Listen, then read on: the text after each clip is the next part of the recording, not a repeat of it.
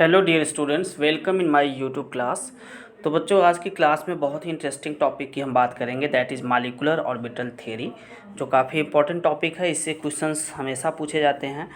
ठीक है, कंपटीशन के पॉइंट ऑफ व्यू से भी ये बहुत इंपॉर्टेंट चैप्टर है। ठीक है, और ये टॉपिक भी काफ़ी इंपॉर्टेंट है।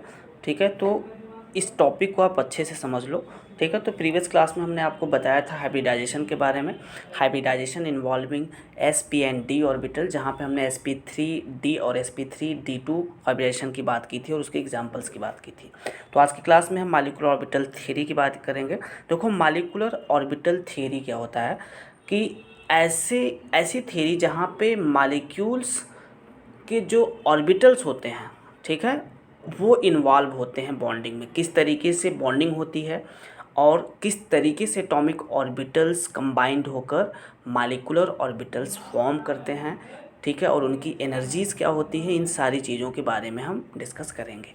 ठीक है, तो मॉलिक्यूलर ऑर्बिटल थ्योरी को सबसे पहले एफ हुंड और आर एस म्यूलिकन एक साइंटिस्ट थे, इन्होंने 1932 में इसको प्रपोज किया था।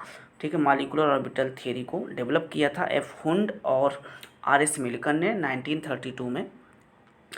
इस थ्योरी के कुछ सैलिएंट फीचर्स की अगर हम बात करें तो सबसे पहले इस थ्योरी को पढ़ने से पहले हमें कुछ इसके फीचर्स के बारे में पढ़ना होगा कि इस थ्योरी में क्या क्या बातें बताई गई और इस मॉलिक्यूलर ऑर्बिटल थ्योरी में क्या क्या इंपॉर्टेंट पॉइंट्स हैं। ठीक है, क्या क्या बताई गई, उसके बारे में हम सैलिएंट फीचर्स के पढ़ लेंगे। उसके बाद हम बात करेंगे इसके कुछ एप्लीकेशंस की, तो आपको ज़्यादा बेटर समझ में आएगा। ठीक है, तो सैलिएंट फीचर्स में हम सबसे पहले अगर इसके फीचर्स की बात करें तो देखो, the electrons in a molecule are present in the various molecular orbitals as the electrons of atoms are present in the various atomic orbitals.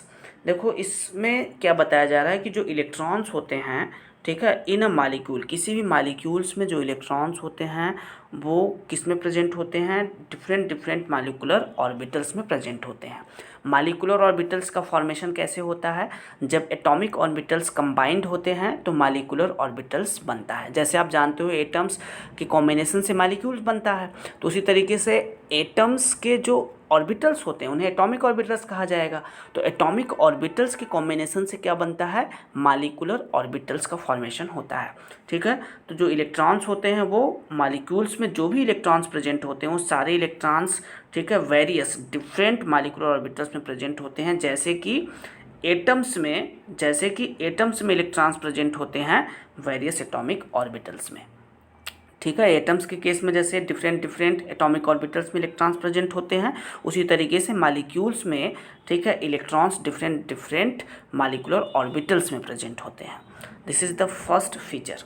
And second features की अगर हम बात करें तो सेकेंड फीचर में क्या बताया जा रहा है, the atomic orbitals of comparable energies and proper symmetry combine to form molecular orbitals.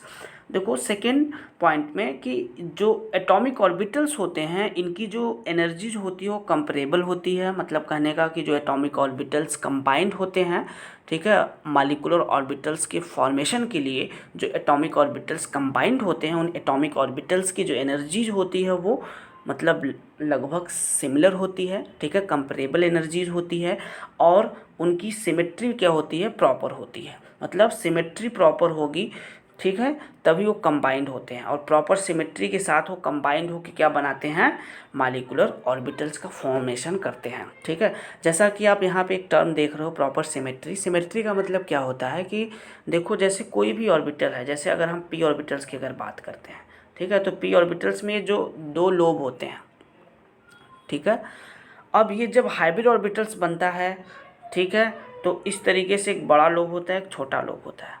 ठीक है, तो इस कंडीशन में क्या होता है कि जनरली ये बड़ा वाला लोब प्लस और ये माइनस होता है। ठीक है, वो सिमेट्री पे डिपेंड करता है। कभी कभी बड़ा वाला लोब जो होता है वो नेगेटिव भी होता है। ठीक है, ये सिमेट्री पे डिपेंड करता है, ओवरलैपिंग पे डिपेंड करता है कि किस तरह की ओवरलैपिंग हो रही है। ठीक है, पॉजिटिव ओवरलैपिंग हो रही है, नेगेटिव ओवरलैपिंग हो रही है। ठीक है, अब जैसे यहाँ पे ये पी ऑर्बिटल्स की अगर हम बात करें तो पी ऑर्बिटल्स में दोनों लोब में से एक लोब पॉजिटिव होगा और दूसरा लोब नेगेटिव होगा। ठीक है, मतलब अब यहाँ पे ये जो सिमेट्री है, ठीक है, इस सिमेट्री को पॉजिटिव या नेगेटिव साइन से हम रिप्रेजेंट करते हैं। और जब भी जैसे दोनों साइन क्या होते हैं, इक्वल हो, कहने का मतलब कि पॉजिटिव पॉजिटिव साइन के साथ जो ओवरलैपिंग होता है उसे हम सिमेट्रिकल ओवरलैपिंग कहते हैं, प्रॉपर सिमेट्री।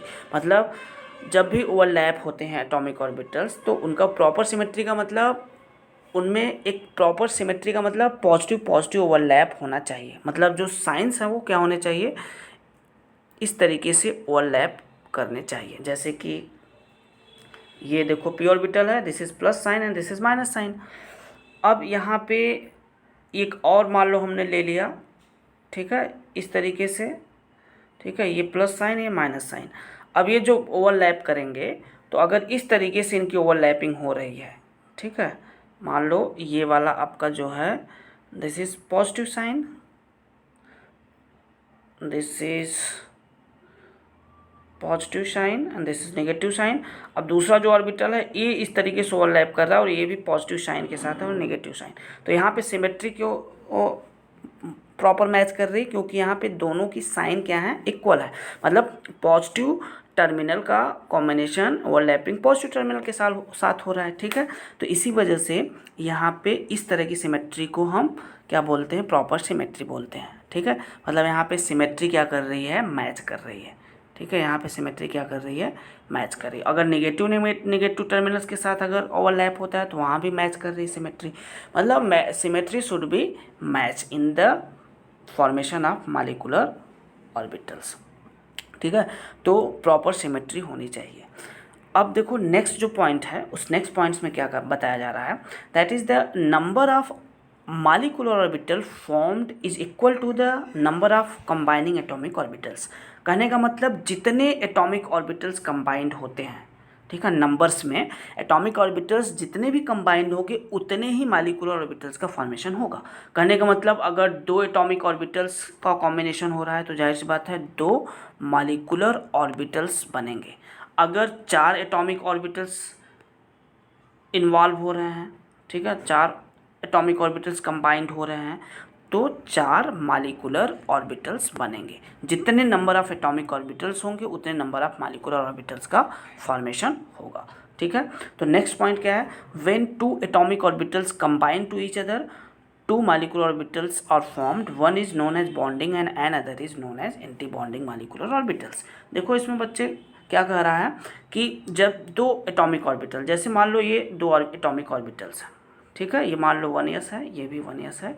अब ये दोनों ऑर्बिटल जब कंबाइंड होते हैं, ठीक है, जब ये दोनों ऑर्बिटल्स कंबाइंड होते हैं तो होता क्या है कि इस तरीके से दो मॉलिक्यूलर ऑर्बिटल्स बनते हैं।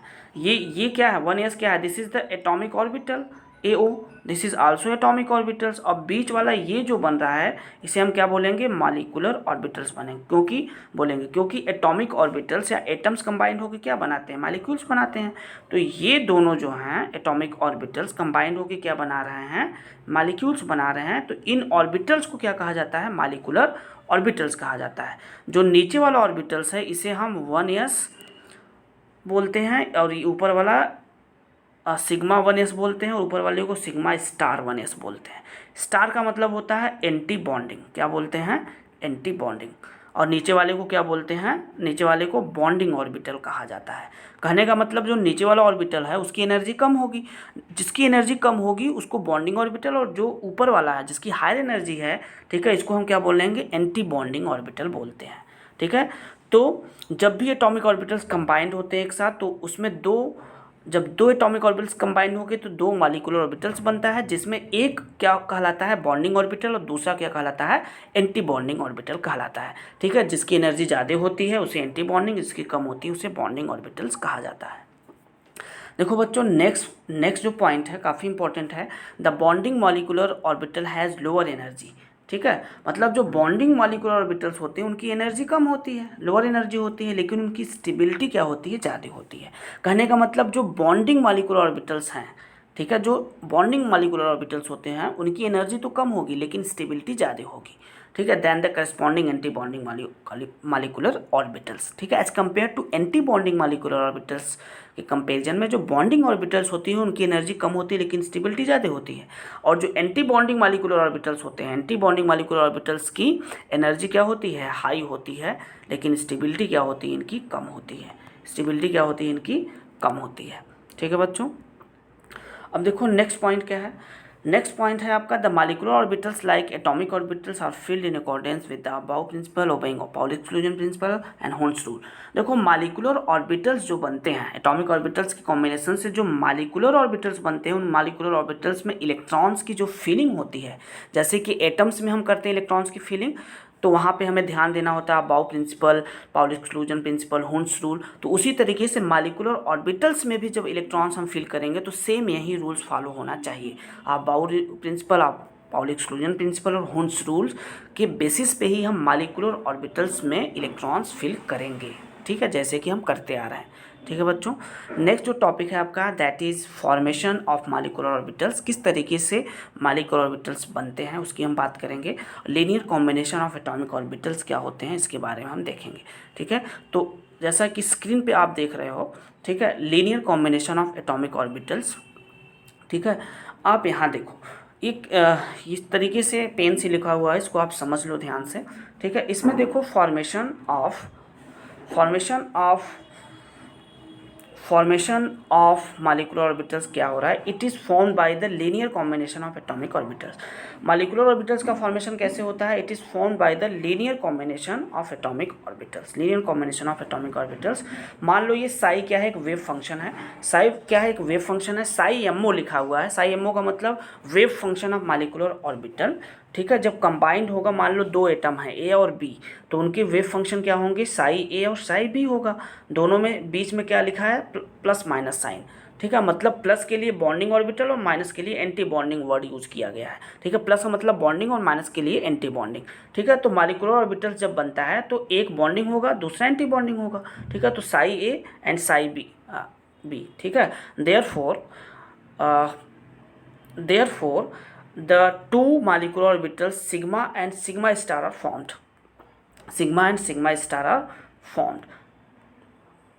ठीक है, तो यहाँ पे आप ध्यान से देखो क्या लिखा है। Therefore two molecular orbitals are form, sigma and sigma star. Sigma मतलब बॉन्डिंग और सिग्मा स्टार मतलब एंटी बॉन्डिंग। सिग्मा मतलब क्या होगा, बॉन्डिंग ऑर्बिटल्स क्या होंगे, दो ऑर्बिटल्स अगर हैं तो बॉन्डिंग के लिए हम क्या बोलेंगे, पॉजिटिव साइन यूज़ करेंगे। तो दो ऑर्बिटल्स हैं ए और बी, मान लो, तो साई ए प्लस साई बी होगा। प्लस का मतलब बॉन्डिंग और सिग्मा स्टार का मतलब एंटी बॉन्डिंग। तो हम क्या लिखेंगे, दो ऑर्बिटल्स जो मॉलिक्यूलर ऑर्बिटल्स बनेंगे उनको क्या बोलेंगे, साई ए माइनस साई बी। माइनस का मतलब एंटी बॉन्डिंग। ठीक है, एंटी बॉन्डिंग ऑर्बिटल। अब यहाँ पे देखो एनर्जी क्या होती है, बढ़ती है नीचे से ऊपर। यहाँ पे देखो दो ऑर्बिटल्स हैं, हाइड्रोजन हाइड्रोजन, इन्हें क्या बोलेंगे, एटॉमिक ऑर्बिटल्स। इनका वेव फंक्शन क्या होगा, साई ए और साई बी हमने ले लिया एटॉमिक ऑर्बिटल्स। ठीक है, जब ये कंबाइंड होते हैं तो आप देखें यहाँ पे H2 मॉलिक्यूल बन रहा है और इसे हम मॉलिक्यूलर ऑर्बिटल बोलेंगे। बीच वाले को इसे एटॉमिक ऑर्बिटल्स बोलेंगे और बीच वाले को मॉलिक्यूलर ऑर्बिटल जो H2 का फॉर्मेशन कर रहे हैं। ठीक है, तो नीचे वाला देखो सिग्मा 1s है, ऊपर वाला सिग्मा स्टार 1s है। ठीक है, तो नीचे वाले को बॉन्डिंग ऑर्बिटल और ऊपर वाले को एंटी बॉन्डिंग ऑर्बिटल बोलते हैं, जिसकी एनर्जी ज़्यादा होती है, नीचे वाले की कम होती है। ठीक है, this is the energy level diagram for molecular orbital.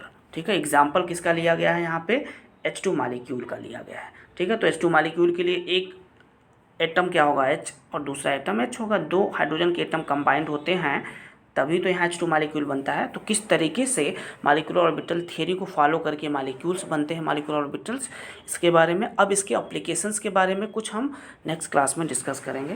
Okay बच्चों, thank you, have a good day.